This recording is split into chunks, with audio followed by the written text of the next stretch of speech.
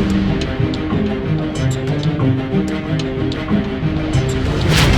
everyone, it's Googs here, and I have another, it's like just under 11 minutes this gameplay, and it's been a long time since I've done an 11-minute-ish commentary, so I do apologise if I start to ramble on about all sorts of absolute rubbish that you guys really can't be bothered to listen to, but I'll try my best to keep this pretty on topic, because I do have a couple of topics this time, and as you can see in the background, well, I'm hoping you can see that this is actually next-gen Call of Duty Ghosts, and I am in a ground war game, which obviously is 9 versus 9, so a lot of people have been complaining about Call of Duty Ghosts having far too big maps, but this is my, I'm hoping, the way of making that a little bit better.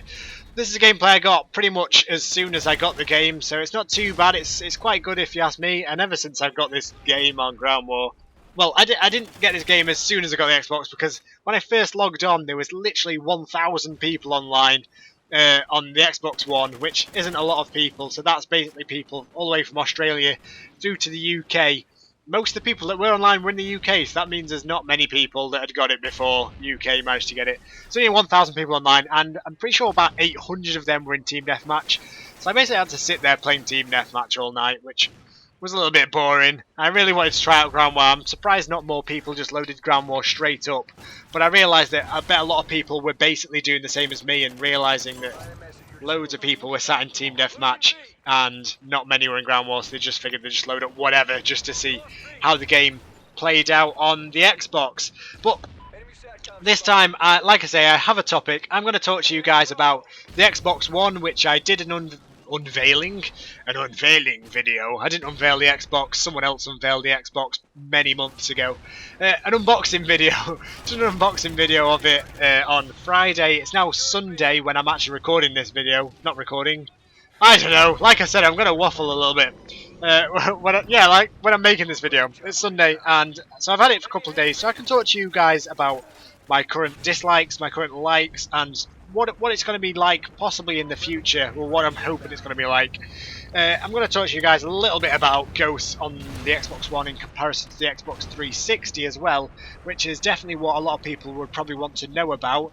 And that's pretty much it, really. That's all I'm going to talk about. But that should take up the full 11 minutes. There you go, I've waffled for almost 3 minutes already. So, there, easy beans, easy beans. Anyway, so I've had the Xbox One for a couple of days now. I've decided a couple of things that I do like about it. There's really not a lot that I've decided that I dislike about it so far. For me, the quality on the Xbox One is easily, you can definitely compare it to the Xbox 360 and say that it is better. Now, a lot of people are saying that, oh, it's not near enough good enough to make me want to spend another £450. Hang on a minute. Most of my deaths, I swear, in this gameplay were from panic knives, and that really annoyed me. I think I got 13 deaths. I'm sure like 10 of them were from people knifing me. That was really annoying. But yeah, I think the quality for me, for the first games that have come out on the Xbox One, is easily a lot better, and that's very difficult with a new console because developers haven't had a lot of time to play with the consoles yet, and they've definitely not had a lot of time to play with the released version of the console, because quite often they'll release consoles early, but it won't be the final version. There you go, see, another panic knife. So annoying. So for me, the quality is definitely a like. I really like the fact that the quality is a lot better. As you can see in this video, if you compare this video alongside one of my other videos, which was from the Xbox 360 on Call of Duty Ghosts, then you will easily notice that, oh yeah, there's another stupid death. It's terrible shooting from me. You'll easily notice that it's a lot better quality now. I'm really happy about the file sizes are becoming a lot bigger as well, so I'm going to ram my hard drive for all of its space over the coming months. But I don't really care, because I really want to put out this better quality for you guys, so you can actually see that.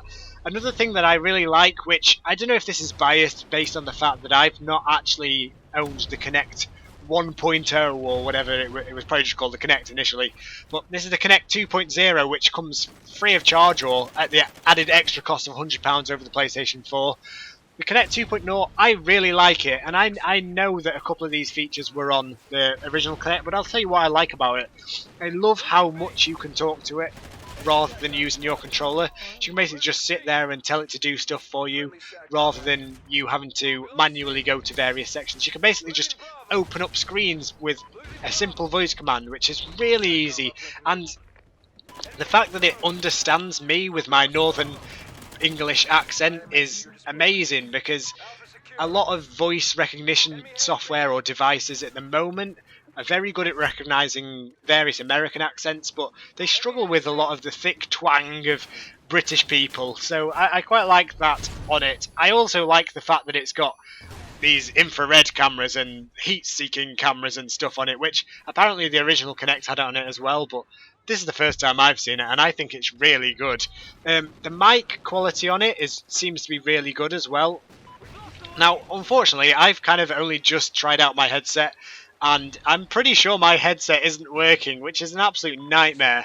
So I'm going to have to try and get myself a new headset, or I might just wait and only use chat on the Xbox One when the new headsets come out, so the new with the new adapters and all that jazz. So I might get myself a pair of Astros, go push the boat out and spend a bit of money, just so I can use them with the new adapters when they come out. This guy, look at him. I know it's a new console, but move. So yeah, on the whole, I really like the Kinect, and so far I really like the Xbox. One dislike I have about it is it's not putting out as much heat into my room, and it's now winter. So it's not warming my room up as much as the Xbox 360 used to when it was trying its very hardest to run the games, but that's not really a dislike, is it? Now, I've not really played FIFA on the Xbox yet, but to me the quality of Ghost is a lot better. The Xbox One is a lot quieter for me than the Xbox 360. That is partially based on the fact that my 360 had developed ridiculous disk drive problems by the time it was basically going out of time and out of date. So that was a lot of the sound that I used to get. I'm going to talk to you now a little bit about this gameplay. This is 67 and 13, I believe, and this is Ground War. I wanted to get a Ground War gameplay out to you guys as soon as possible, so I didn't go for 100 plus or anything ridiculous like that. I just wanted to get something where I got quite a few kills and I basically dominated the kill feed for the most part. And I played relatively okay. So that's 67 13. Ground War does make the maps feel a lot smaller. Like I was saying before, people complained about the fact that the maps felt really big on the Xbox 360. On the Xbox One, for the most part, all of the maps feel a lot smaller. There's a lot more going on. You're either killing or getting killed a lot more often, which I really do like that about it. However, does it make Stonehaven any better? No, not really. Stonehaven is still a stupidly sized map, as Wasteland was on Modern Warfare 2. It was called Wasteland. It's just a stupidly sized map, and there's not enough going on, and it's just... I hate that map. It kind of helps Stormfront, especially on games like Domination. I despised Stormfront before, but I do believe that Stormfront's a better map on Ground War, which I'm very happy with, because I can actually kind of deal with it now. For the most part, Domination on Ground War, I don't know about Domination on normal maps, but I've decided that I'm a big fan of the Domination maps like this one, where it's not linear. So the 3 points A, B and C are basically in a triangular shape rather than in a linear... well, I just hate the linearness of some Domination maps, which is partially why I dislike Domination as a competitive game, because you can easily just shut out the opposite team by just spawn trapping, really. So, for the most part, I'm really enjoying Call of Duty Ghosts. I do feel like it's a lot better on this console, and that is very difficult for them to come out with, to be honest, since it's meant to be the same game, really.